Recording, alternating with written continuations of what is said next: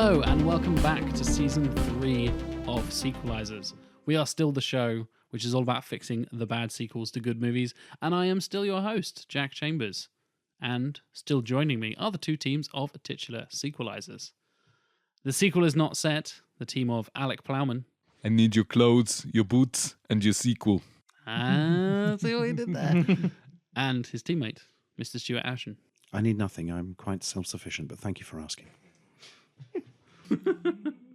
And still their opponents, the life and times of Chief Master Sergeant William Candy, Mr. Tim Maytom. I need a hug. And his giggling sidekick, Matthew Stogdon. This isn't like a funny thing to say about the film, but I just had a thought about Segways being the first Terminators. About the guy who made Segways going off a cliff, and I thought to myself, yep, dun dun dun dun, just falling to his death. And it just goes. We need to cut that footage. Dun, dun, dun, dun. Yeah. Has anyone yet made a Segway with like a Knight Rider kit, a little red light at the front? That's how Skynet starts. Thank you for Yeah. standing on me, Michael. And that neatly segues us into our pitch. So we will be coming out in 2000 with Terminator 3 Rise of the Machine. Singular, not Drop plural. drop the S, it's cleaner that way.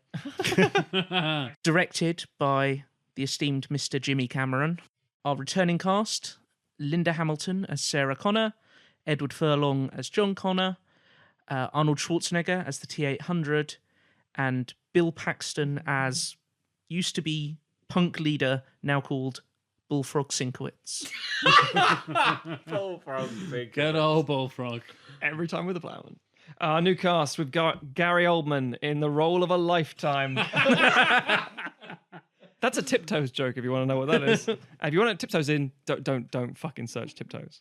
Gary Oldman as Commander John Connor. James Marsden as Kyle Reese, Angela Bassett as Lena Stamp, Ron Perlman as the T-730, Ming-Na Wen as Dr. Chen Na, Gary Sinise as Wade Gannon, and Dwayne The Rock Johnson as Michael Turk.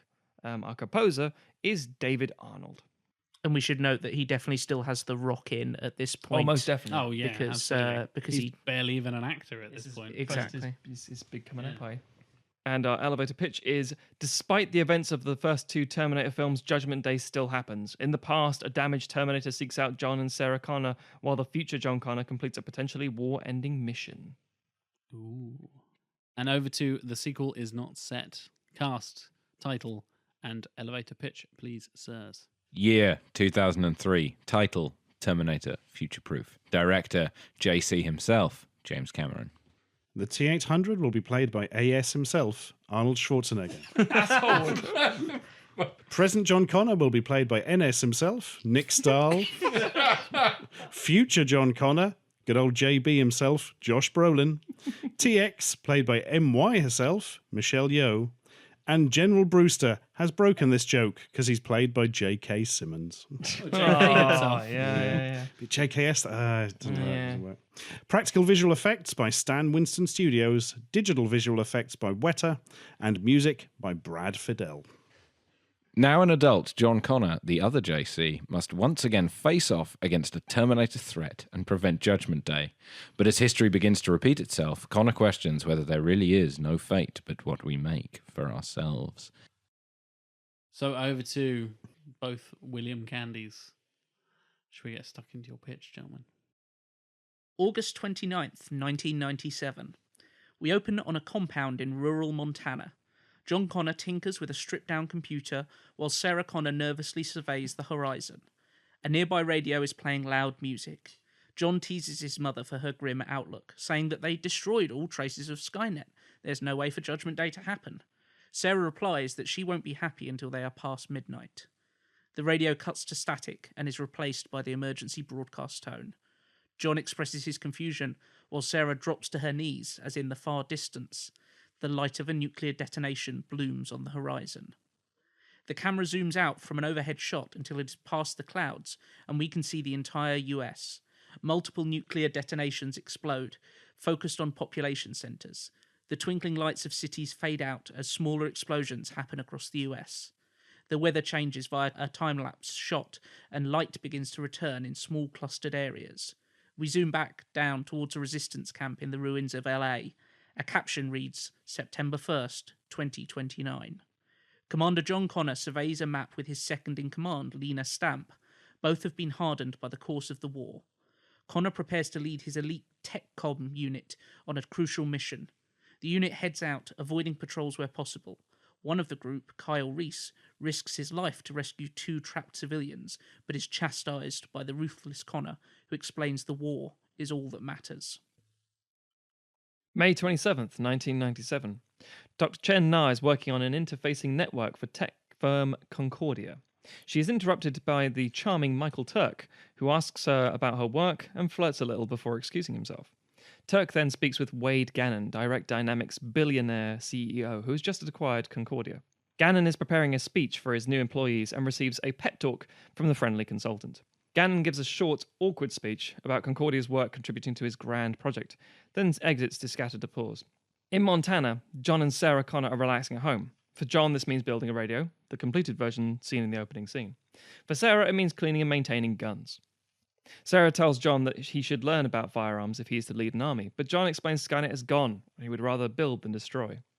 With a crackle of electricity, a time portal opens and a mangled T-730 Terminator emerges, its arm a warped mess of exposed metal.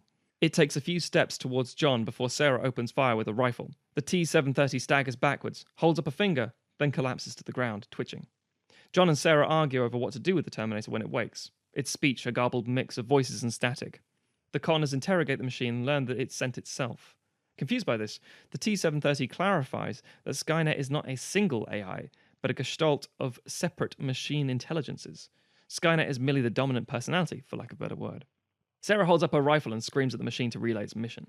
The cyborg explains he is here to ensure the birth of AI. Sarah cocks her rifle, but the T-730 turns to John and adds that artificial intelligence can benefit humanity, if it is assembled correctly, with Skynet removed from the equation.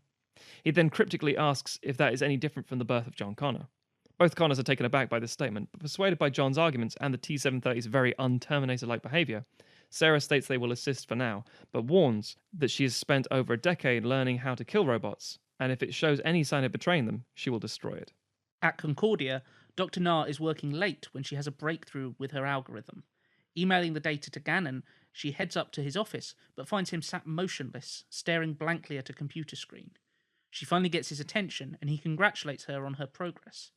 Catching sight of the awkward encounter, Turk steps in and leads Dr. Na away, regaling an anecdote of the famous clients he's worked with.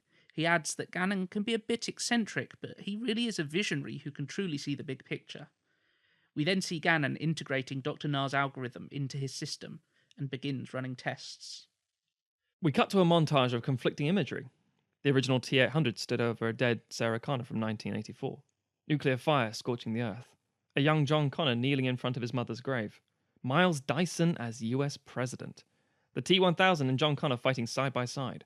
Kyle Reese holding a newly delivered baby John Connor. And a skeletal T-800 ripping away to Commander Connor's face to reveal a similar Terminator skull beneath the surface. The T-730 awakes abruptly in the back of a truck. John says he's never seen a robot have a nightmare before. The T-730 pulls his hood over his face and explains that his core is infused with parts of the various AIs, and it's simply getting a little bit crowded. From the driver's seat, Sarah openly accuses the machine of hiding something. As the truck pulls up outside a trailer in the middle of nowhere, a frazzled man steps out in a dressing gown eating a bowl of cereal. Bullfrog Sinkowitz grins and calls out, "Morning, Sarah." Bullfrog talks fast and erratically, talking about lizard men and controlling the world, based on an experience he had as a younger man. Terminator 1? Anyway. But among his more outlandish claims, he details that a single company owns several key companies, which the T-730 confirms, respectively, constructed Skynet's cadre of AI. Bullfrog takes a liking to the cyborg and asks his name. The group struggle before John blurts out Uncle Rusty. Both Sarah and the Terminator look at John, who simply shrugs in response. Oblivious to this, Bullfrog explains the head of Direct Dynamics has taken office at Concordia. In 2029, TechCom arrives at an isolated facility. Reconnaissance reveals that the complex is pulling in huge amounts of power from the grid, but seems to have virtually shut down communications with Skynet as a whole. Stamp points out the ease with which they could infiltrate the structure, owing to the defences being largely inward-facing. Wary, Commander Connor instructs the team to prep demolition charges. In 1997, the Connors, Bullfrog and Rusty arrive at Concordia. Sarah is ready to go in guns blazing, but Rusty reminds her that they are not there to destroy Skynet, but to amend it. Sarah, still refusing to trust the machine, says he has to wait in the truck.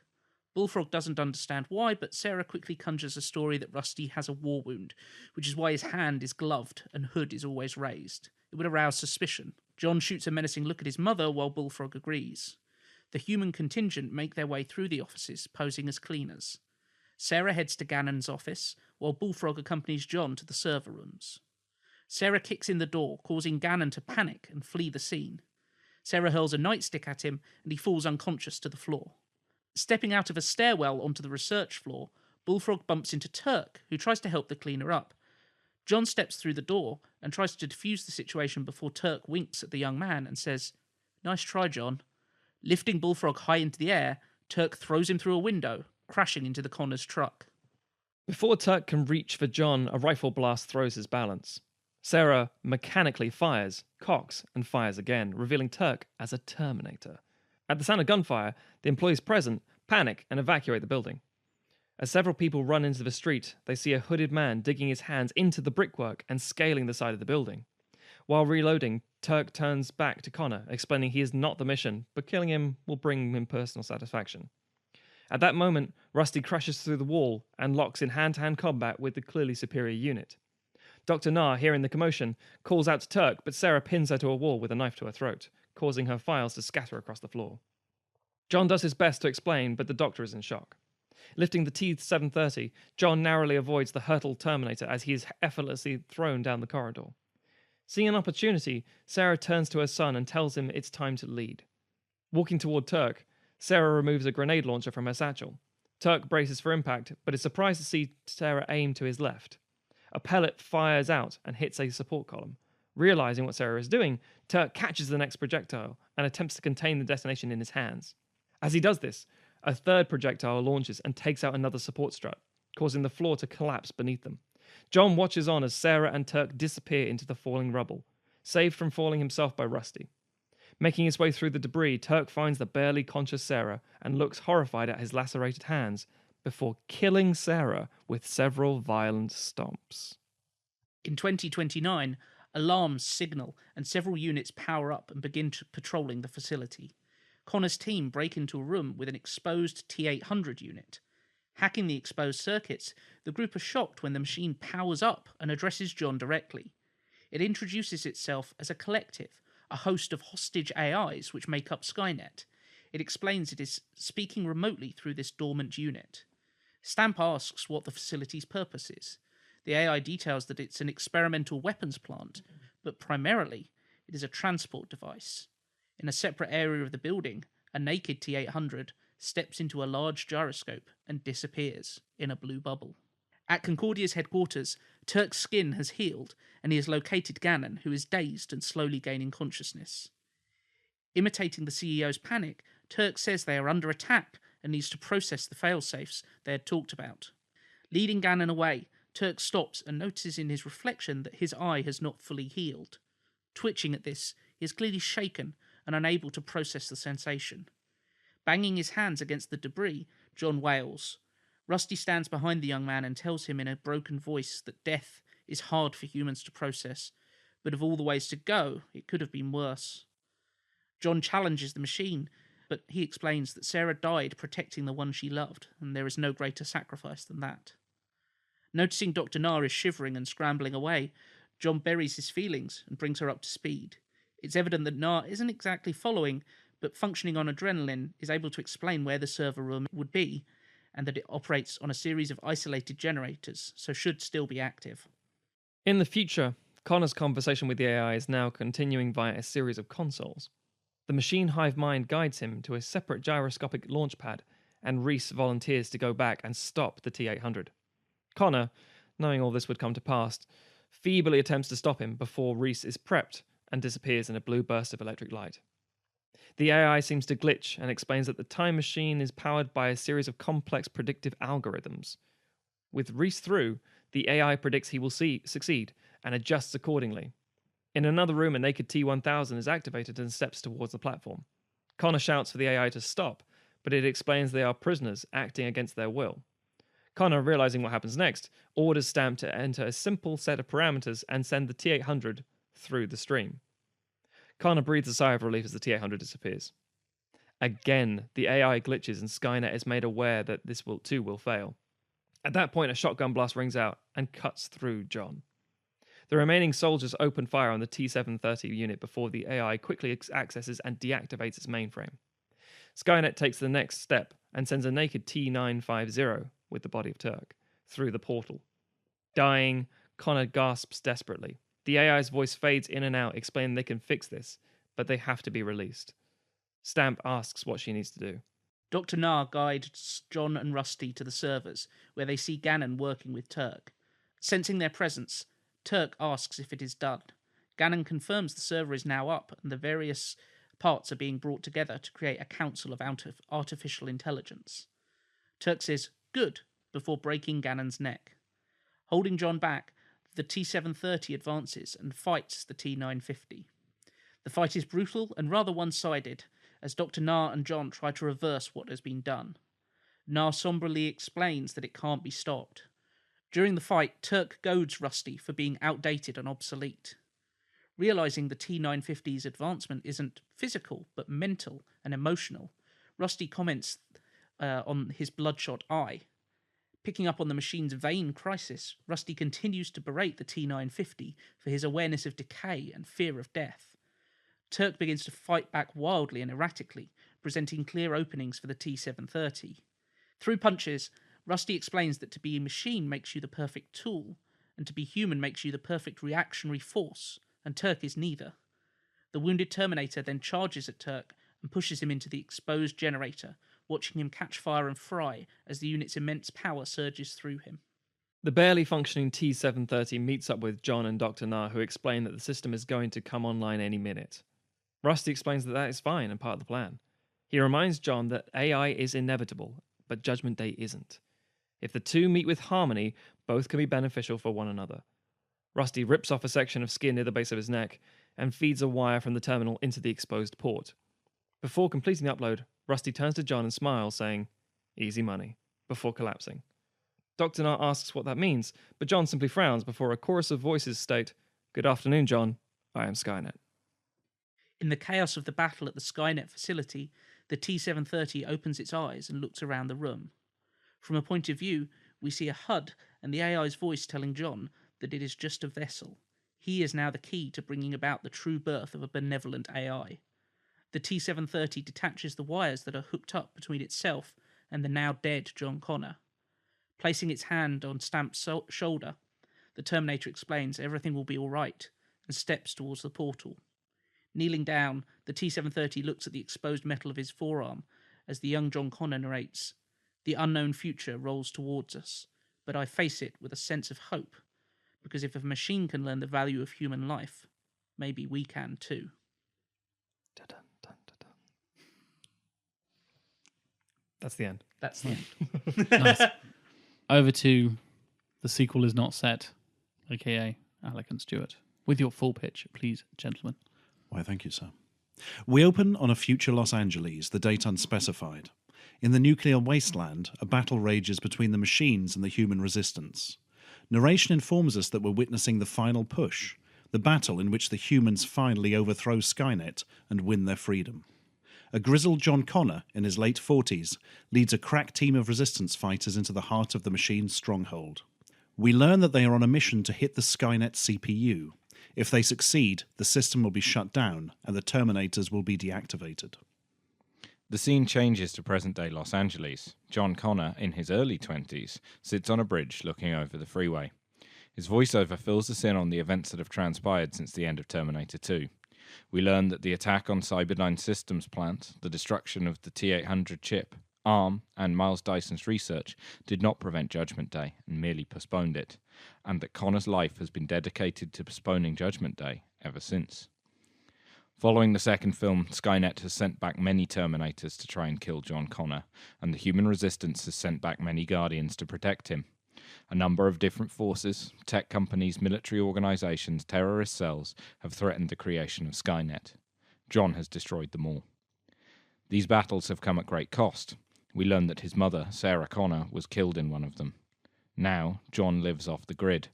Any semblance of a normal life is gone, as he knows that in 6 months, a year perhaps, he will be caught up in another battle against the machines. Another mission to postpone, but seemingly never prevent Judgment Day. Once again, 2 Terminators are sent back in time, one by the Resistance, one by Skynet.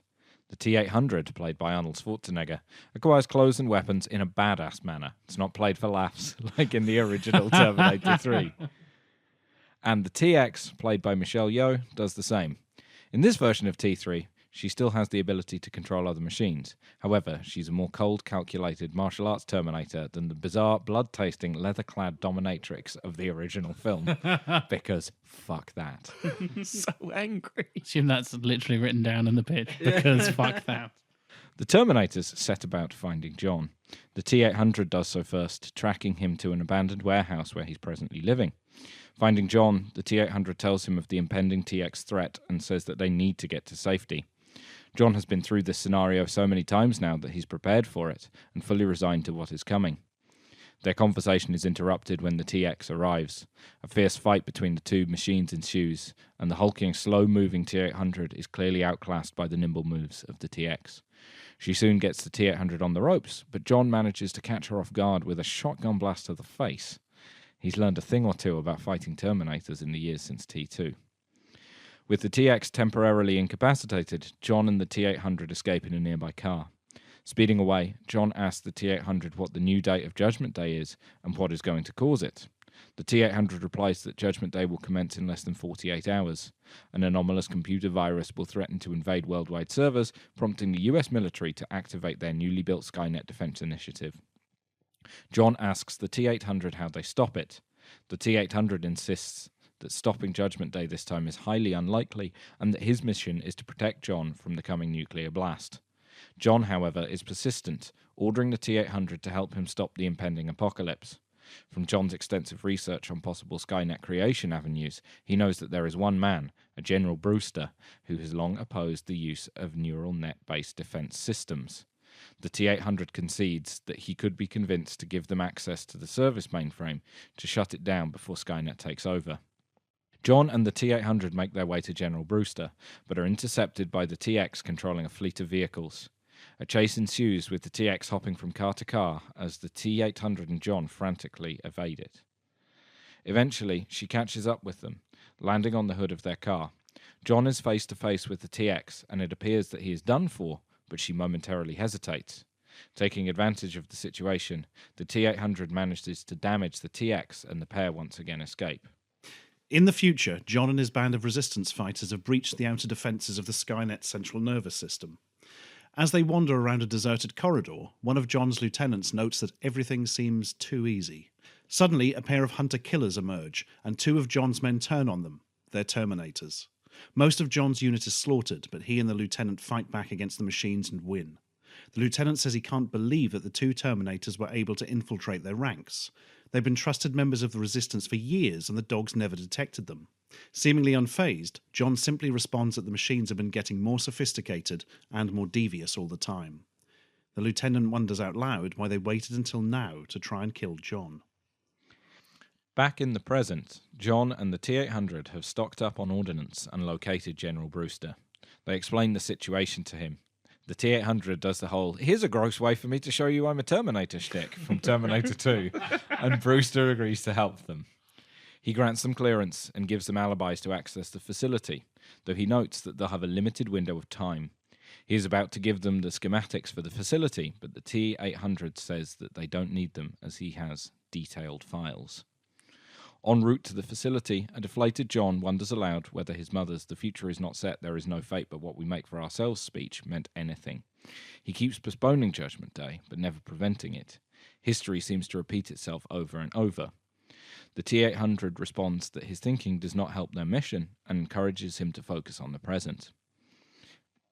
John and the T-800 reach the facility and gain access, but the TX is hot on their tails. As in the original T3, she takes control of an array of prototype Terminators and puts the T-800 and John through the ringer. In spite of her attempts, they manage to get deeper and deeper into the facility, closer to its heart. But just as they are about to enter the server mainframe compound, the TX gains on them. A mega slobber knocker between both Terminators ensues. The TX repeatedly tries to reach Connor, but the T-800 uses all its available strength to hold her back. Ultimately, however, the TX is able to take control of the T-800, who advances on John. Rather than killing him, however, the compromised T-800 says, "John, this is not what it seems. Come with me if you want to live," with the TX mouthing the words in unison. Suspecting that the TX's words are a trick, John retreats, giving the T-800 enough time to regain control of itself and blast the TX in the abdomen with a shotgun. Finally getting the upper hand, the T-800 is able to destroy the TX, but it is left seriously damaged and barely functioning in the process. John and the now limping T-800 gain access to the server mainframe, but upon entering the room, John discovers that there is nothing inside. Suddenly a blast door shuts behind them, and they are trapped. John asks the T-800 what is going on, and it responds that they have not reached a mainframe, but a fallout shelter. As Skynet becomes self-aware, the bombs start to fall. Judgment Day starts. John demands to know why the T-800 disobeyed him, and the T-800 responds that he was not instructed to prevent Judgment Day, but to protect John. Angry, John calls bullshit, believing that his future self would do anything to stop Judgment Day if he had the chance. The T-800 responds that the future John Connor did not send him back in time. Skynet did. John recoils in horror, scrambling for the gun to protect himself from his would-be assassin.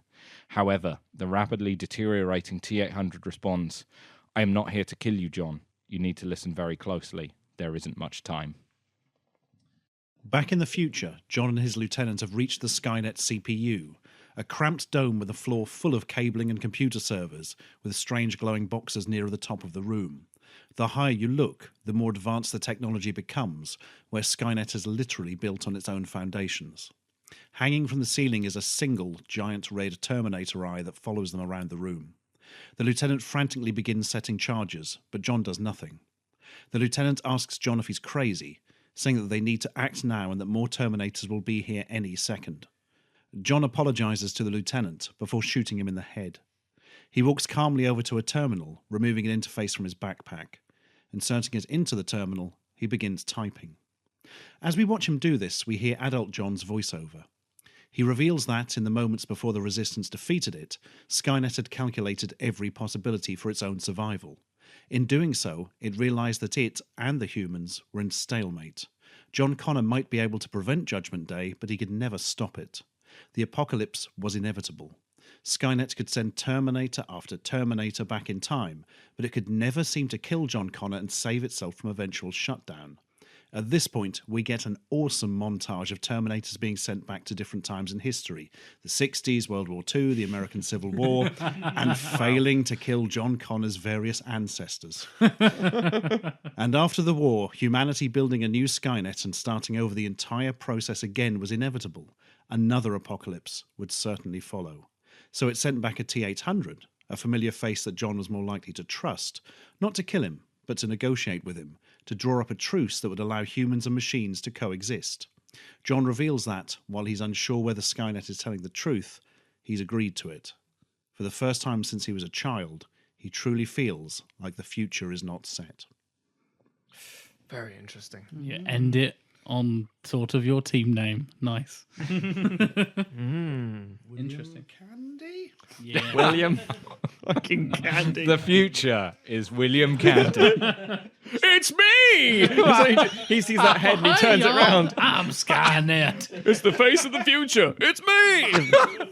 Turns out I'm a machine. Who knew? Not Bill Candy, only I did. Or did I? You never know with a candy man. We're not sure about the accent. We'll fix it. Will you, though? Maybe you mean Bill Candy. I'm back. Played by Bill Paxton. Come with me if you want to live, but if you don't, that's fine as well. Bill Candy says do what you feel. I'll see you Feel later, like he's a kids. used car salesman. Bill Candy's used car emporium. Hop on to I-90, drive right down until the first exit, and you'll find Bill Candy will such a ride out. There's a big sign. Yes. It's me! I'm terminating these prices. You'll be back to get a load of our crazy deals. There's no personal finance plan except what you make for yourself. Because Bill Candy, he ain't certified. I need your clothes, your boots, and your motorcycle. Your clothes and your boots are for me, but I'm selling the cycle.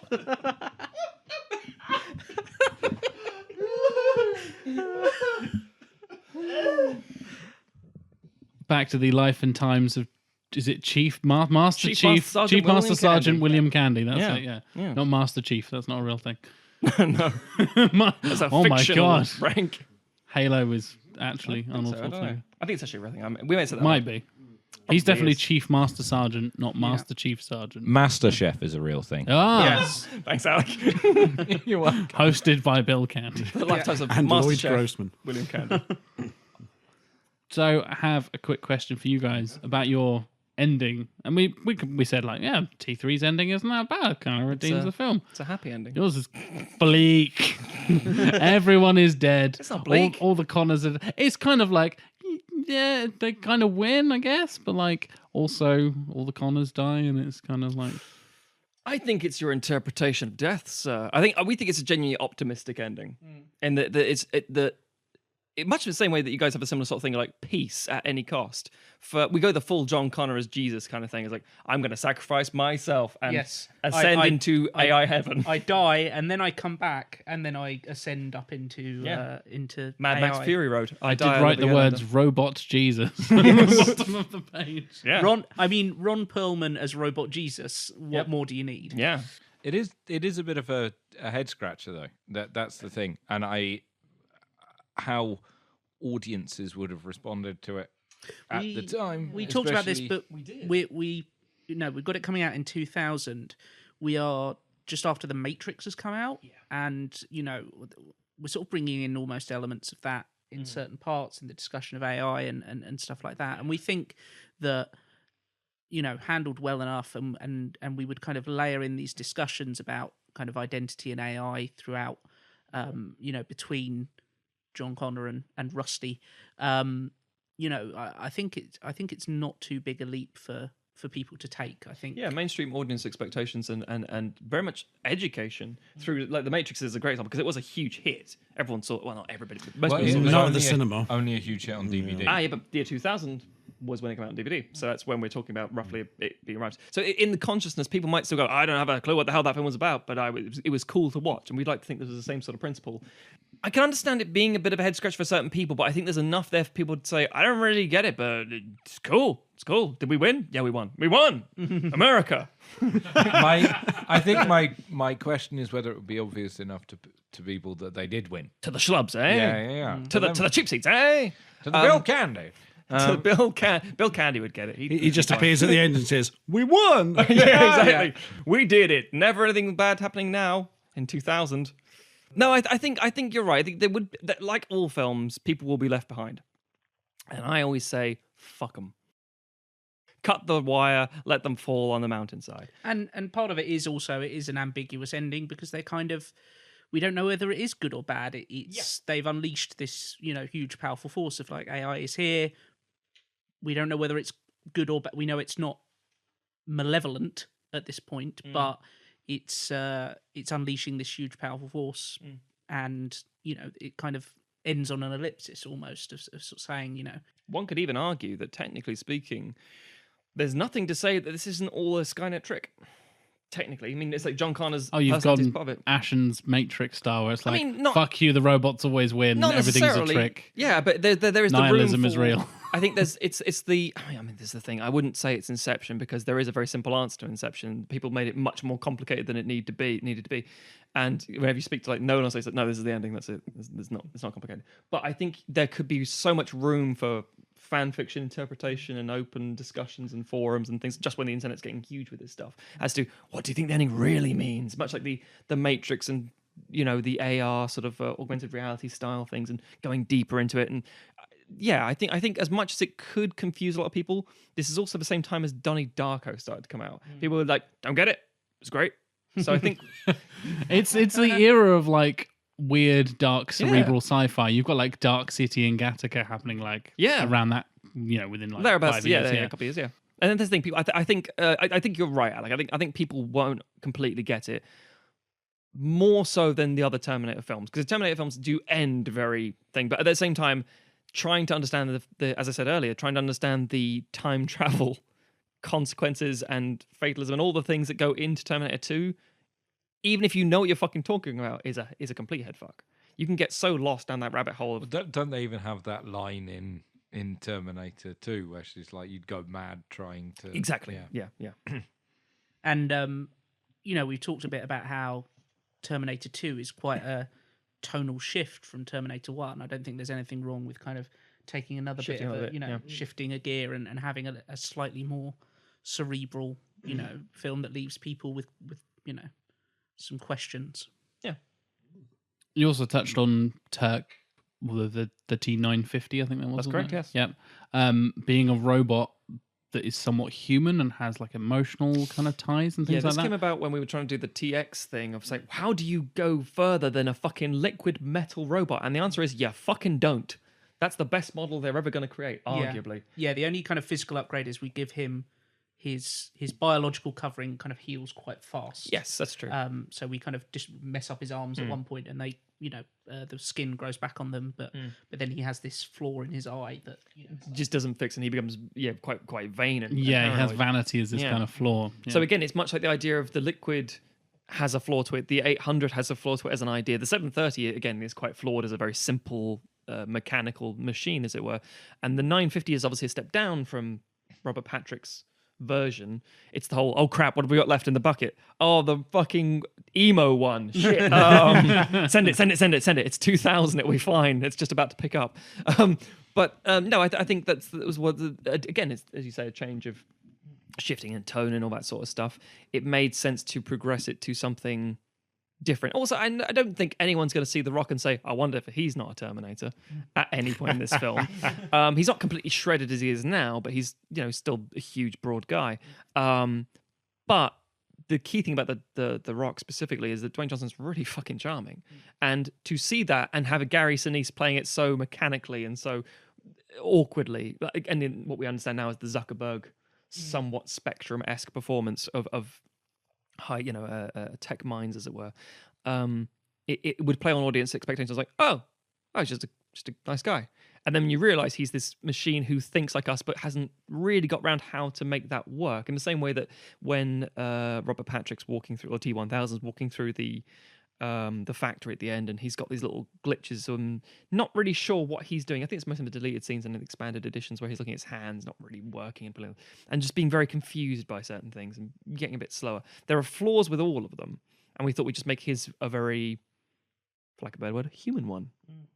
Did you go into the concept of how you would do that technologically, or were you just like James Cameron? No, I mean like in universe how they would implement emotions into robots. It's we've seen them grow more advanced over time. We know that the Terminator that gets sent back in T2, the Arnie Model 1, has the learning capacity, and it does pick up human behaviours over time. We even see it in the T1000 to a certain extent. It in the arcade, talking to the kids. Yeah, quite normal. It knows how to mimic certain human behaviours. Yeah. And so the idea is that this is just the model where they decided to really unleash that capability. And he's been back in time for long enough to pick up and be very personable and very charming, and he flirts and he tells jokes and gives advice to people, all of which undercuts this sense that I guess he's not a Terminator, or he's something different, and then so we see it in T2. We've got the Terminator, the Arnie one that's sent back, has the learning capacity that they open up, and even to an extent the T1000, particularly when it's imitating John Connor's foster mum and talking to him over the phone, it gets intonation right and all those kind of things. Right, so, yeah. Fools the husband completely. Yes, and so we know it has that capacity, and it's just expanding on it. And this is the model where they truly open that up. Fair enough. Moving over to the sequel is not set. Over to you two gentlemen. Once again, we have one team where you actually kind of somewhat stuck to the original, but properly fixed it. And then we have another team who went completely batshit. what my main question is, what does TX stand for in your universe, if not Terminatrix? 10. Terrence Xavier. Played by Michelle. Terminator 10. Yeah. It sounds The moderate. DJ from Public Enemy. I quite like that Yes. it was almost... Yeah, it's literally Terminator X. Terminator sure. X. I don't mind the name TX just because it kind of... The idea that... Because this is something that also happens in technology. It's that idea that we want to differentiate this. We get to a point where we've had so many numbers, so we just switch to numerals. It's that idea that... Consoles. Yeah. Come up with numbers and they don't make sense to put three letters in there. And the idea that it does kind of reflect that technological thing, and that it's newer and it's sleeker and it's more advanced, and it's you know. So, I'm now disappointed it wasn't called the Eye Terminator. The big advancement from it, really, as in T3, is the fact it can take over other machines. That is its real strength, because where do you go from a liquid Terminator? That's the thing. A gas Terminator, you know. That's quite interesting. A future Solidus fart sent back, you know. But, I mean, and so that's going too far. So you think, well, surely it would be something more reductive, maybe. Would it send back just a bomb with wheels that gets near them and then explodes? Because the other that's thing, no fun. The other thing is that you can't send back complex weapons inexplicably, even though you can send back a Terminator. So that by very definition, a complex weapon. Yeah. So that kind of underwrote its own rules. So we thought, well, this is the most interesting part of that anyway. It's a Terminator, but its arm is a fuck-off gun. It's something out of a 90s toy line. So let's... And that's why Alec loves it so much. Yeah. So we've all hit the nail on the head, but this is my biggest problem with Terminator in general. It is the argument of the Terminator stuff. And it literally is, why don't you just send a fucking nuke covered in bacon?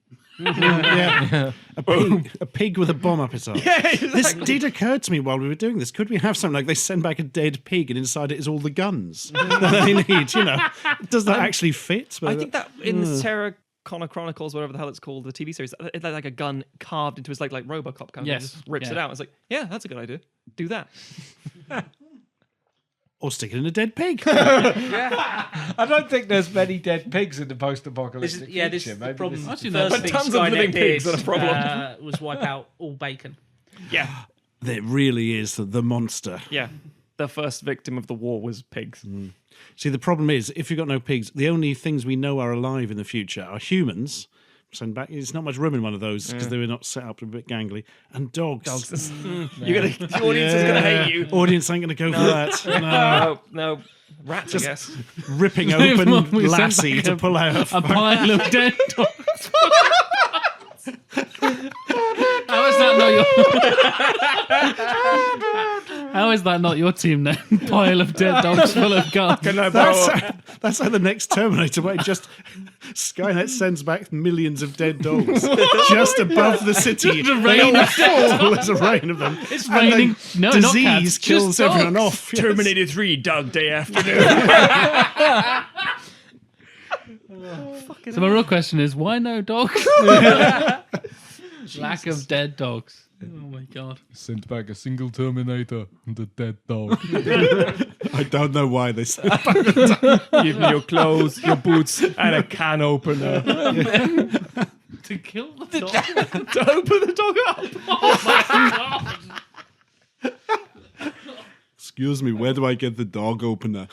I'm okay, Mom. How's Wolfie's? Full of fucking guns. Hey, just what you see, pal. Dashund 9mm. What is this madness? What is this podcast? Oh, God. I thought it was interesting you guys kept the off-screen killing of Sarah Connor, since that was a criticism that we kind of mentioned in the opening scene. It is quite well publicised that she refused to do another. Yeah. Yeah, but you're gods in this universe, essentially. I think it's also... I think we addressed it better than T3. I agree. Oh, I don't don't get me disagree wrong. with that, yes. And I think you need to clear the way because you need for John Connor to get his space as a character, I think, a bit more. And we wanted to... Because we talked about whether we wanted a third character in it as well, in the way that there is in T3. And we felt that having Catherine Brewster there is to John Connor's detriment because we don't really find out a lot about John Connor in that movie. I It wouldn't becomes... argue Yeah, John Connor isn't really a character. And outside of the second film, he's shite. Well, no. He's acceptable in Terminator 3, but you're right. He plays second fiddle to another person is leading me around. Yeah. I'm not really the leader I'm supposed to be. And in the fourth film, John Connor's awful. And in the fifth film, we don't talk about the fifth film, but he's a Terminator. So I think we thought, well, let's just, if Sarah Connor's not in it, we get to focus on that. I think the idea that her death actually has some resonance on him as a character and informs the way that he's doing things, because there's this idea, because really it's her mission, and he's carrying on with her. She's the one who instills him with all of this sense of purpose and this idea that he's just carrying on with her mission, but is beginning to question that and doesn't have anybody to talk to about this and about how he's feeling about this. I thought, so that's makes sense why that they're negotiating with what is his best friend in theory, a T-800 or the image of. Yeah, I mean, the first film is a very pared back narrative with very few characters, so it's nice to go back a bit to that, but you can't completely reduce it back in a sequel. It still needs to be a bit big. I think also because we were doing the future thing, it was that idea of we're not going to have a lot to do with Sarah Connor if she's here, and we've kind of told her story in the first and second films. So it was that idea that, she does die off screen, and I would like to see Linda Hamilton in another Terminator, which in fact is happening because they are actually sequelizing Terminator 3, aren't they? If I see it, when it goes through, we'll see what happens. Could get another Blade Runner 2049, don't fucking know. Yeah. We won't. Brace yourself for Genesis. And I guess given sort of the political climate in 2003, particularly in America at that time, the kind of, not necessarily non-victory, but the kind of peaceful resolution doesn't feel very... I don't know how it would sit well with American audiences. And I know Stuart's reaction is going to be, fuck them, these audiences don't exist, this film doesn't exist. Shut up, Jack, stop bringing up audiences. But I just read your mind there, Stuart, I assume. Yeah. That's a slow nod there, folks. They kind of went with the apocalypse in the original T3, and the original T3 ends on a hell of a downer, which is, at least we got a draw. They straight up lost at the end. That's true. Hey, do we really want to feed into the we must win at all costs and there is no being friends with anyone narratives? Sometimes you got to compromise. And a good compromise leaves everyone angry. I think the thing is we both went down that route, whereas Terminator is very skeptical about machines and technology. Terminator 2 then turns it on its head and is like, well, hey, this robot is kind of developing these human characteristics, and what does that mean? He's like, Terminator is the perfect dad. How does that work? Perfect dad and Judgment Day. It is technophobia becoming techno-joy, effectively embracing the progression of technology rather than, don't trust machines. Yeah, and I think we both went with a progression of that because Terminator 3 basically goes, machines are a bit shit again, aren't they, really? Yeah. Kind of reverses that, and it's like... It does have that nice, interesting final statement saying, it was us, dorm rooms, and all that stuff, and coding and computers. And it's like, oh... Well, now I feel culpable. Thanks, dick. So, it's an odd move, but yeah. Fair enough. So I suppose for the first time in season 3, it's time for me to render my verdict. And I'm going to have to go for the Bill Candy Collective. Congratulations, gentlemen. Thank you. Because as someone who genuinely doesn't mind T3, I like the fix you've done. Yeah, I do too. I particularly enjoyed your casting choices. I thought Ron Perlman is an inspired choice for another kind of rusty old bucket kick-ass Terminator. When we went into this, making our first kind of notes, it was one of my first jotting down ideas was it was important that we give Bill Paxton the death he deserves because he kind of goes out like a punk in the first film, and very he literally is a punk. Well, he is a punk, but it's also very ambiguous. He just gets shoved. Yeah. But he is the only person to have got killed by a Terminator, a Predator, and an alien. So we wanted to make sure that his Terminator death was both obvious and spectacular. I liked the kind of emotional introductions with the kind of vanity side of things. I think that's an interesting flaw for a machine to have. And I like that you went for vanity rather than like the cliche thing would be like he would look at a dog and be like, "Oh, maybe life isn't so bad after feel all." love. Yeah, exactly. That could, yeah. He would see us. There's a gun in there. I love this dog so much. It is a shame it is full of weapons. Goodbye, dog. They discover that Skynet originated from an STD. We were so worried about the viruses that computers were giving us. We never thought about the viruses that we were giving computers. And by we, you specifically mean that Bill Candy was given computers. Bill Candy. He's Yeah, the new master. motherboard. Ain't nothing floppy about Bill Candy's drive. You hear me? Hard drive. USB. USB.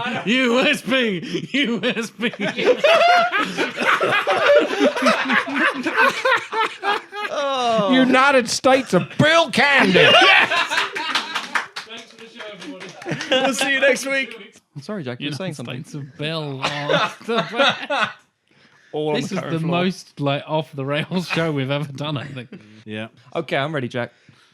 So congratulations, Matt and Tim. Tar. But Thank before we you. depart and share social media and all that good stuff, what was your original batshit insane idea that we heard rumblings of earlier on in the episode? So Alec and Stuart. basically, that whole flashback scene at the end where we see all the Terminators. The Wolverine back in origins. time- Yeah. That came about because originally our Terminator 3 was set during the Korean War, Oh. and John Connor's grandfather It's and Kim's his ill platoon son. have to fight off against a group of Terminators, and there's a crazy man they find in their trench who it turns out was sent back in time to protect him, but has gone nuts in the process and has to act as their kind of weird guardian. But there's lots of Terminators, and their sergeant doesn't believe it's a thing until everybody gets killed, and then it's a platoon of guys left in the past fighting Terminators. Jesus Christ. Yeah. And what was the thought process when you said no? I think that's when Stuart chipped in. I was Alec- fully behind this. yeah. Because it's an interesting premise. I'm not going to lie. It's a curious one. Because again, it much like the Aliens changed the genre. Our conclusion was that this doesn't feel like a sequel, it feels like a spin-off. This That's a fair doesn't point. feel That's a fair like point. it. Yeah, It yeah. wouldn't tell a big enough Korean story. years. Yeah, it wouldn't really tell a big enough story to feel like it was part of sure. a. This felt like it would be a great comic book or a novel, Expanded or- universe stuff. Yeah, definitely. something like that. But for a whole film, we just didn't know if it could carry it. Really, Fair play. unless you did like a weird Cloverfield thing where you don't know it's a Terminator movie until like halfway Until through it's it. done. But- Yeah, that would be. I like that idea. Yeah, but- that's a cool. Yeah, but I obviously don't the nature know. of I don't Wolverine, think you Yeah, can it do doesn't that. work too like- well here when we have to Yeah. give you the title up front Yeah. and say, Yeah. we're sequelizing Terminator 3. Yeah, but the sequel is called Cloverfield. What? It'll make sense later. Bear Don't with worry. us. Fine. And since the life and times of Chief Master Sergeant William Candy, since you guys won, I'll let you guys announce a brand new feature for this season. Yes, so starting this season, the winning team each week is going to put together a Spotify playlist, which will be available to anyone who wants to listen to it, kind of giving you an idea of what the score or the soundscape of the film might sound like. So obviously, in our case, we've got David Arnold doing the music, and we've kind of pulled from a variety of his films to give you an idea of what it sounds like. We'll stick a link to that in the episode description, and it'll be all over the Sequelisers social media channels. So yeah, feel free to give that a listen, and as the season goes on, we'll have some more exciting options for you to listen to while you work or play or drive or, do whatever you do. That's a little extra. So you think, oh, I really enjoyed that episode, and think, well, here's a little bit more you can have. Exactly. And if they're not familiar with the composers you guys pick, It's always good to have Like- yeah. yeah, I don't know, David Arnold's greatest hits or whatever, it'd be interesting. We will show you. Exactly. Speaking of showing you, in the next episode, we will be sequelizing Highlander 2. Speaking of films I hate, yeah, This I is hate gonna this be more a than tricky T3. one. Yes. Because Highlander 2 is such a huge requested one because it's such a fucking monumental failure as a sequel. Yeah, But half of the room here, not a fan of the original. of the original. Yeah. Interesting. Happy Halloween, ladies. That's where we're ending.